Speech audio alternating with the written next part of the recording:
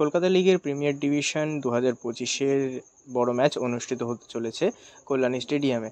আগামী 19শে জুলাই কল্যাণী স্টেডিয়ামে অনুষ্ঠিত হতে চলেছে মোহনবাগান বনাম ইস্ট বেঙ্গলের এক মহারণ, এবং এই মহারণকে সামনে রেখেই আইএফএ কর্তৃপক্ষ দুই দলকেই কিন্তু চিঠি দিয়ে জানিয়ে দিয়েছে, তবে এখনও পর্যন্ত কোনো রকম সরকারি ঘোষণা হয়নি।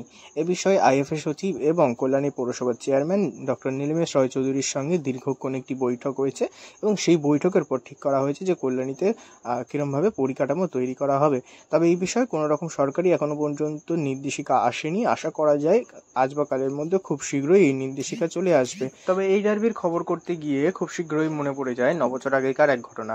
ঠিক এই মুহূর্তেই 9 বছর আগে কল্যাণী স্টেডিয়ামেই দুই দলের মুখোমুখি হওয়ার কথা ছিল, কিন্তু কোনো মুহূর্তে গিয়ে বা কোনো কারণবশত সেই ডার্বি কিন্তু একদম এন্ড মুমেন্টে এসে বাতিল করে দেওয়া হয়। এ বিষয়ে বিভিন্ন সংবাদ মাধ্যমকে দেওয়া রিপোর্ট অনুসারে আইএফএ সচিব অনির্বাণ দত্ত কি জানাচ্ছেন? আমরা মোটামুটি প্রিপেয়ার্ড, আমরা সব গুছিয়ে নিচ্ছি। কিছু পারমিশনস এর ব্যাপার থাকে, সেই জন্য কাজ হচ্ছে অলরেডি। আমরা ডিসাইড করেছি কল্যাণীতে ডার্বিটা করতে।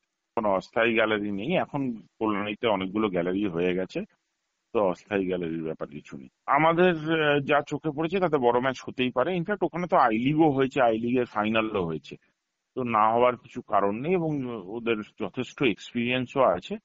দু একটা সিকিউরিটি কনসার্ন ছিল, যেটা আমি কালকে গেছিলাম কল্যাণীতে, আমার ওখানকার চেয়ারম্যান নীলিমেশ রায়চৌধুরীর সাথে আলোচনা হয়। নীলিমেশ বাবু অলরেডি আমায় জানিয়েছেন যে সেগুলো নিয়ে ওনারা কাজ শুরু করে দিয়েছেন, এবং এক দুদিনের মধ্যে এগুলো ওরা অ্যাড্রেস করবে। আমাদের টিকিটিং পার্টনার নিয়ে কথা চলছে, এক দুদিনের মধ্যে আশা করছি টিকিটের ব্যাপার আমরা জানিয়ে দিতে পারবো।